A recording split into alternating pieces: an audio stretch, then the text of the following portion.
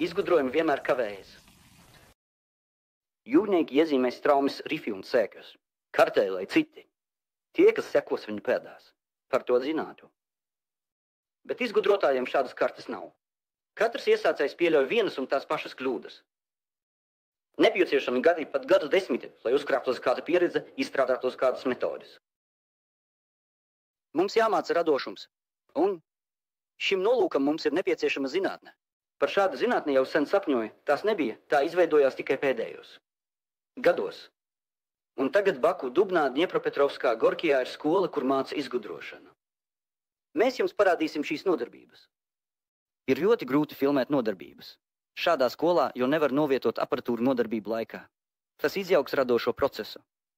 Un nevar filmēt ar slēpto kameru, jo nodarbības notiek vairāku mēnešu garumā. Tomēr dažas lietas izdevās nofilmēt. Es vēl kaut ko pastāstīšu jums, jo mums ļoti gribas parādīt, kā. Te notiek. Un kā māca. Izgudrot spējīgu radošumu. Mēs vēlamies pastāstīt par izgudrošanas zinātni.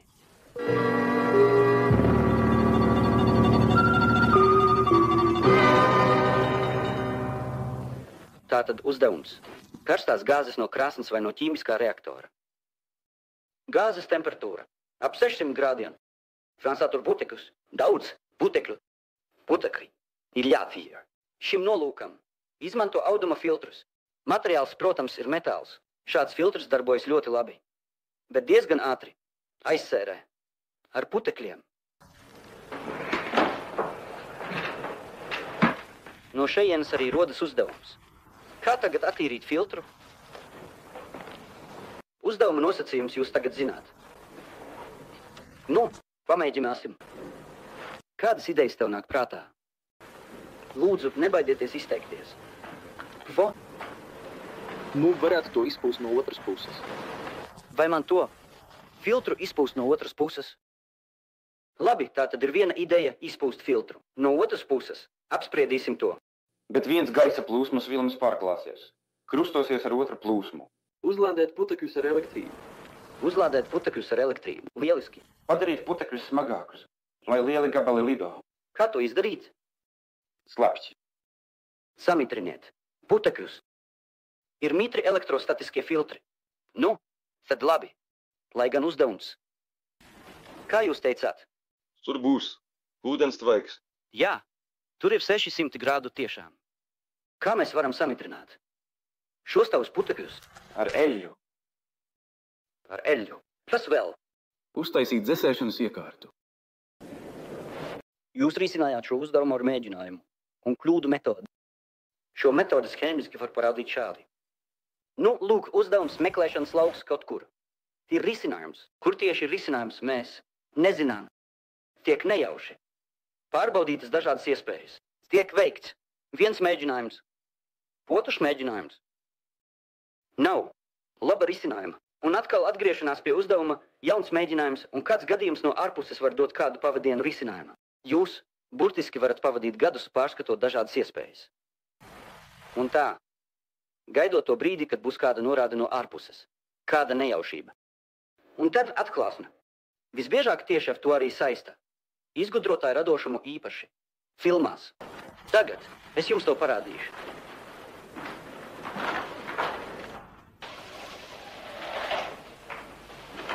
Lūdzu, izslēdziet gaismu. Šie ir katri no filmas incē. Noslēpums. Filma ir par talantīgu izgudrotāju Jegorovu. Jegorovs izgudroja dinamo stendu. Un lūk, bija nepieciešama daudzi mēneši darba. Vajadzēja izskatīt simtiem un simtiem variantu, pirms tika atrasta īstā ideja. Bet tagad jūs redzat to brīdi, kad laimīga nejaušība iedvesmos Jegorovu uz pašu. Izgudrojuma ideju. Taču Jegorovs taču varēja iekāpt citā vagonā. Tad būtu atkal jāmeklē jauni varianti. Tas atkal prasītu laiku.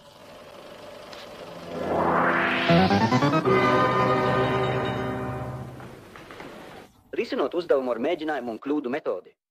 Izgudrotājs cenšas uzreiz no uzdevuma nonākt pie risinājuma. Nu, iedomājieties, ka cilvēks stāv un grib uzliekt 5 metru augstumā. Tas ir augstāk par cilvēka fiziskajām spējām. Uzreiz no uzdevuma uzreiz. Iebūt gatavu risinājumu. Taču neviens nelec 5 metrus augstu. Ir kāpnes ar pakāpieniem.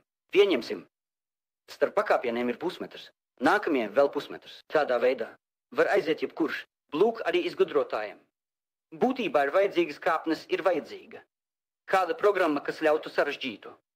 5 metru uzdevumu sadalīt. Vairākos salīdzinoši vienkāršos soļos. Nepieciešama. Programma. Radošā. Procesa organizēšanai. Šādas programmas izstrāde mūsu valstī sāka jau 46. gadā. Neilgi pirms tam vēl notika diskusija. Strīdējās.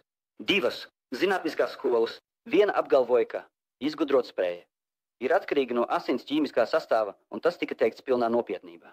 Bet citi teica, nē, tas tā nav. Visa lieta ir tāda, ka izgudrotājs ir mazliet. Nu, viņš ir mazliet. Kopumā negluži normāls. Tas viss tika pasniegts ar pilnīgi zinātniskiem vārdiem. Lūk, šādi 2 viedokļi toreiz arī pastāvēja. Bet šeit bija nepieciešams izveidot programmu, pēc kuras izgudrotājs varētu risināt sarežģītu, tehnisku uzdevumu izveidot radošās meklēšanas programmu. Toreiz tas šķita dīvaini. Nu, un pēc tam šāda programma tika izstrādāta. Tā vēl bija vāja, nepilnīga, to pārbaudi uz vienkāršiem uzdevumiem. Pēc tam uz sarežģītākiem, uz praktiskiem uzdevumiem. Tā pakāpeniski kļuva stiprāka, pilnveidojās, tādā veidā tika izstrādāts. Izgudrojumu, uzdevumu risināšanas algoritms saīsināti ARIS. ARIS sadala uzdevuma risināšanas procesu aptuveni 50 soļos. 50 secīgās operācijās. Kas tās ir par operācijām? Nu, paskatīsimies. Uz vienu no šiem soļiem. Lūk, viens diezgan dīvains solis. Mēs sākam risināt uzdevumu. Nevis no sākuma, bet no beigām. Galu galā tas taču ir izgudrotāja doma algoritms. Neparastas domāšanas algoritms. Kā var sākt risināt uzdevumu no beigām, ja mēs nezinām tā? Risinājumu, reālo risinājumu mēs nezinām, bet mēs vienmēr varam. Iztēloties ideālo, gala rezultātu. Nu, ne īstenojami, bet kaut kāds sapnis, fantāzija. Kā mums gribētos, lai uzdevums tiktu atrisināts? Visideālākajā gadījumā. Šāds priekšstats par uzdevumu ideālais gala rezultāts uzreiz mūs noved pie spēcīgiem risinājumiem. Uzdevums ir saldēšanas agregāts. Jāatrod veids, kā atklāt noplūdi saldēšanas agregātā. Nu, tur ir spole, visi ir redzējuši, kas ir saldēšanas iekārta. Čūska kaut kādi savienojumi un lūk, pa mazām plaisām izplūst šķīdumu pilieni. Tas var būt ūdens amoniaka šķīdums. Nu, freons, eļļa nav svarīgi. Lūk, mazi pilieni izsūcas cauri un ir jāprot tos. Ātri un precīzi atklāt. Ja tas ir freons, tad skaitīsim 1000 izsalkušo. Labi, vēl viena lieta. Nokrāsot ar kaut ko, tas reaģēs ar krāsu un mainīs tās toni. Šīs pilītes. Mainīsim uzdevumu. Tā, atrast. Pelnrušķīte. Kur ir pelnrušķīte? Viņa pati saka, es esmu pelnrušķīte. Ievietojiet sludinājumu un pelnrušķīte pati pie jums atnāks. Viņa pati neteiks. Formulējiet ideālo gala rezultātu. Kā panākt, lai viss būtu ideāli? Nav neviena cita, izņemot pelnrušķīti. Lūk, tas jau ir cits jautājums. Nav neviena cita, izņemot pelnrušķīti. Tagad atgriezīsimies pie leduskapja. Pilīte, kuru jūs meklējat, ir tā pati. Pelnrušķīte. Neko nevar redzēt, izņemot pilītes. Tumsā ir riski. Lieliski. Tātad mēs varam viegli panākt, ka viss pazūd. Būs tumšs, vienkārši izslēdzam gaismu. Lieliski. Bet kā panākt, lai tomēr pilīte būtu redzama? Vienmēr spīd luminofora, piedeva. Lūk, tas arī ir atbilde uz šo uzdevumu. Palīdzēja. Precīza ideālā gala rezultāta noteikšana.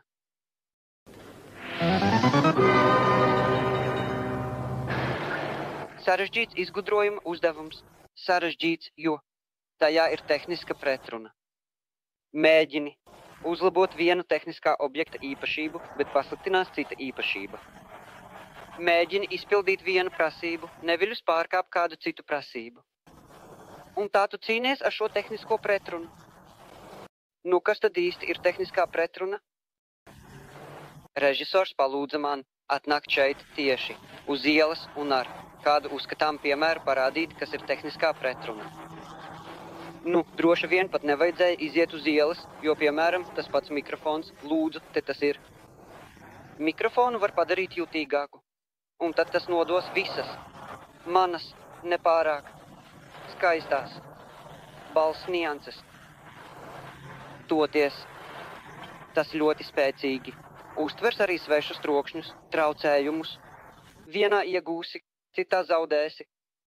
Un tā ir ar jebkuru tehnisku objektu. Mēs cenšamies kaut ko uzlabot, kādu daļu, bet neviļus pasliktinām, kādu citu īpašību. Nu, vismaz brauc ar autobusu. Lūk, autobusam jābūt garākam, lai tajā varētu ietilpināt vairāk pasažieru. Bet kā tāds garš autobus apgriezīsies? Tehniska pretruna. Atkal tā ir jāatrisina. Būtībā tā ir izgudrojuma uzdevums. Vienkārši uzdevums, vienkārši risinājums. Lūk, autobus brauc. Pārgriezts uz pusēm. Sadalīšanas princips. Un abas daļas ir savienotas. Un lūk, kas ir interesanti. Izgudrojuma uzdevumu ir neskaitāmi daudz. Bet tehnisko pretrunu, kas ir to pamatā, patiesībā nav nemaz tik daudz. Turklāt tās var novērst ar vienotiem paņēmieniem. Visa pasaules daudzveidība ir veidota no 100 ķīmiskajiem elementiem. Līdzīga aina veidojas arī izgudrojumu pasaulē. Visu izgudrojumu pasaules bezgalīgo daudzveidību. Galu galā var reducēt uz 100 paņēmieniem, uz 100 instrumentiem. Lai identificētu apmēram 50 tipiskus paņēmienus, bija nepieciešams analizēt 10 000 patentu, autorapliecību, referātu, rakstu. Taču tie ir 50 universāli paņēmieni, kas ļauj atrisināt ļoti lielu skaitu uzdevumu. Turklāt šie paņēmieni ir apkopoti tabulā. Kopumā 8 no 10 uzdevumiem mēs ar pārliecību varam augstā līmenī atrisināt, izmantojot šo tabulu. Klusums. Šodien mēs atgriezīsimies pie uzdevuma par filtru un apskatīsim šo uzdevumu. Tiek izmantota tehnisko pretrunu novēršanas tabula. Kāpēc tehniska pretruna? Taču ir arī fiziskās pretrunas, šeit tā ir skaidra. Reizēm jābūt lieliem, reizēm maziem. Es vēlos, lai šo uzdevumu jūs aprisinātu, izmantojot tikai tehnisko pretrunu novēršanas tabulu. Lūk spēlēja tikai uz vienas stīgas, jo viņam nebija citu stīgu, bet bija meistarība. Talants, talants. Viņš prata nospēlēt uz vienas stīgas, un arī jūs šeit spēsiet nospēlēt šajā uzdevumā tikai ar vienu tabulu. Ko mēs vēlamies uzlabot? Droši vien darbības ilgumu. Nu, protams. Daudz pistoles viena pret otru. Ko mēs ar to zaudēsim? Varbūt būs grūti, bet tas palielinās sarežģītību viss pareizi. Tātad tagad jums ir pretruna. Darbības ilgums konfliktē ar sarežģītību. Lūdzu, paskatieties tabulā, kas tur ir ar paņēmienu. 28. 28. punktā gad tiek izmantoti lauki kombinācijā ar feromagnētiskām daļiņām. Nu, lieliski. Tas pilnībā sakrīt ar kontrolatbildi šim uzdevumam. Kāds tagad ir tavs nākamais solis? Daram tieši pretēji. Tātad filtram, vai drīzāk pašam pulverim jābūt apkārt, bet magnētam pa vidu. Mēs apgriezām visu otrādi, apgriezām šo izgudrojumu. Arī uz šo ir autorapliecība. Pazuda tikai šie 2 autorības certifikāti, kas izdoti ar 7 gadu starpību. 7 gadu starpību.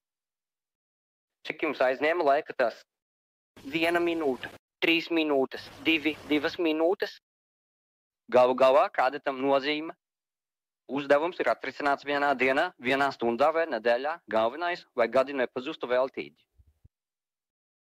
Gadi taču pazūd. Šādu piemēru jūs zināt, cik vien vēlaties. Visi šie izgudrojumi būtībā kavējās. Nu, lūk, lūdzu, galu galā kāda tam nozīme? Uzdevums ir atrisināts vienā dienā, stundā vai nedēļā. Lielisks dzejnieks izgudrojums. Jāiznīcina, jāatdala ogle, jāurbi urbumi un tur ievada šķidrumu. Sākumā vienkārši padeva, līdz saprata, ka var padot impulsos. Lūk, tas arī ir izgudrojums. Kāda tur rezonance? Vienkārši padeva impulsos. Cik daudz var padot ar sūkni? Tikai viņš padod impulsos, nevienam tas neienāca prātā. Tieši šis vārds - rezonances. Pagāja zināms laiks. Starp citu, kā jūs domājat, cik laika vajadzēja, lai saprastu par rezonancēm? Tika izmantots tieši tas pats, ar pašu svārstību frekvenci. Droši vien ne vairāk kā gads, vai ne? 6 gadi, 6 gadi, 6 gadi, 6 gadi, 6 gadi.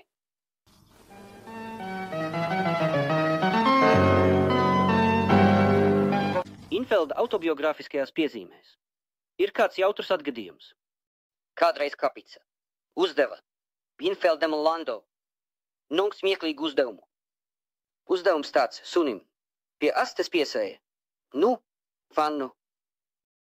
Un jautājums, ar kādu ātrumu sunim jāskrien, lai viņš nedzirdētu pannas klaudzoņu? Tālāk Infelds raksta, ka mēs ar Lando ilgi domājām, kāds te varētu būt risinājums. Beidzot Kapica apžēlojās par mums un pateica atbildi. Protams, ļoti smieklīgu. Atbilde patiešām ir ļoti smieklīga. Sunim jāstāv. Uz vietas. Bet kāpēc bija grūti atrisināt šādu uzdevumu? Tāpēc, ka uzdevuma nosacījumos tika runāts par ātrumu. Mūsu izpratnē ātrums ir saistīts ar kustību, un tāpēc sākās meklējumi, kāds ātrums, kāda kustība. Bet tur nedrīkst būt kustības, nedrīkst būt nekāds ātrums.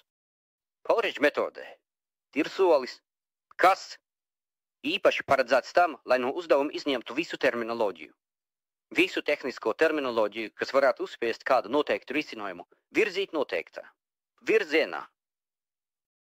Jo tieši tehniskā terminoloģija ir tā, kas nes psiholoģisko inerci. Ja uzdevumu tik labi var atrisināt ar tabulas palīdzību, tad vajag pavairot šīs tabulas. Un izkārt tās institūtos, zinātniski pētnieciskajās iestādēs. Pie katra konstruktora. Lai viņam priekšā vienmēr būtu tabula, kad būs uzdevums, lai paskatās tabulā. Patiesībā, gandrīz ģeniāli. Tikai, ja mēs visur izkārtu. Matemātiskās tabulas, piemēram, integrāļu tabulas, logaritmiskās tabulas. Vēl kādas trigonometriskās, vai no tā visiem rastos. Matemātiskā domāšana. Jo tabula ir instruments. Ar šo instrumentu ir jāprot rīkoties. Piemēram, šāds uzdevums. Te ir stikla caurule. No tās ir izsūknāts gaiss, vakums. Un te krīt dzels lodīte. Tā krīt lejā. Bet šeit ir kontakti. Tie neizvirzās, vienkārši pie sienām ir pievienoti elektriskie kontakti. Un kad lodīte krīt tā, protams, aizver šos kontaktus un ieslēdz elektrisko ķēdi. Kas šeit ir slikti? Slikti ir tas, ka, lai aizvērtu kontaktus, lodītei ir jāsaskaras ar kontaktiem. Bet, lai tā precīzi kristu, tai pat nevajadzētu. Nedrīkst būt berza, tai nevajadzētu. Saskarties ar kontaktiem. Tātad, lūk, jums skaidra fiziska pretruna pirmkārt. Lūk, ja jūs paskatīsieties tabula jums pateiks. Jāmaina. Lodītes. Vielas. Stāvoklis. Lūk, ko var pateikt tabula? Lodīte. Ja, piemēram, veidojat bumbu. Dzīvot no metāla. No metāla līdz dzīvībai, līdz dzīvsudrabam. Tas ir tur ieliet elektrolītu un izvadīt gaisu. Lūk, jūs jau sākāt apsvērt variantus. Tagad es jums parādīšu, kā izskatās šī lodīte. 5 cilvēki lūdzu. Lūk, kas izvēlas lūdzu. Jūs ejat. Man vajag 5 cilvēkus. Es no jums izveidošu lodītes. Lūdzu. Tā es izvietoju bērnus klasē. 5 cilvēki spēlēja. Lodītes lomu, bet tās bija 3. Kontaktu pāri. Lodītes. Lodītei vajadzēja doties lejup pa šo koridoru un kontaktiem vajadzēja aizkavēt lodītes kustību. Lūk, piecinieks devās, protams, kontakti viņus atvēra. Viss kā īstā uzdevumā. Tātad kustības nav. Lodīte iestrēga. Tad es teicu bērniem, lai viņi tur rokas nepārāk stingri. Un tad izveidojās pavisam cita aina. Piecinieks atkal tevās. Pirmais kontaktu pāris, tāpat kā iepriekš, atkal satvēra galējos bērnus. Bet 3 cilvēki atlaida rokas un aizskrēja. Tālāk. Šeit atkal satvēra 2 bērnus. Nu, un pēdējais cilvēks, lūk, viņš aizgāja tālāk līdz pēdējiem kontaktu pārim. Šim nolūkam ir īpaša metode. Jāiedomājas, ka šis objekts sastāv no pūļa maziņu cilvēciņu, nu kaut kādu mazu dzīvu radību, piemēram, mušu spietu. Vai pat vienkārši iedomājieties, ka tas ir mākonis. Tas uzreiz ļauj sajust, ka forma nav stingra, ka to var mainīt, sadalīt. Un likt tai pieņemt jebkādu citu formu. Tātad tā. Kļūst pakļāvīga jebkurām domās veiktām izmaiņām. Mēs noņemam psiholoģisko inerci un varam mainīt šo objektu, kā vien vēlamies. Kurska. Oris pēta un izmanto ne tikai inženieri un izgudrotāji, bet arī zinātnieki, fiziķi, ķīmiķi, biologi. Petrozavodska. Ražošanas apvienība celuloza papīrs. Tehnisko zinātņu kandidāts Genādijs Slugins. Izmantojot Oris, izstrādāja jaunu tehnoloģisko procesu, ko aizsargā 6. Autortiesību certifikāti. Taškenta. Nopelniem bagātais izgudrotājs Jurijs Činovs ir ieguvis 56 autorapliecības, no kurām 40 saņemtas, izmantojot Oris. Baku. Zinātņu kandidāti Jahja Adigizalovs un Ramis Gašimovs. Izmantojot Oris, izdarīja izgudrojumu, kas iekļauts medicīnas zinātnes svarīgāko sasniegumu ieviešanas perspektīvajā plānā. Risinot izgudrojumu uzdevumu pēc Oris metodas, mēs saskaramies ar konkrētu tehnisku problēmu. Ir atrisināts viens uzdevums, otrs 10. Pakāpeniski mainās domāšanas stils. Cilvēks vairs neiet pa Oris soli pa solim. Viņš jau pārlec pāri pakāpieniem. Spilgti ideju uzplaiksnījumi rodas acumirklī. Tātad, kas īsti ir Oris? Vai tā ir izgudrojuma uzdevumu risināšanas programma? Vai arī radošo spēju talantu attīstības programma?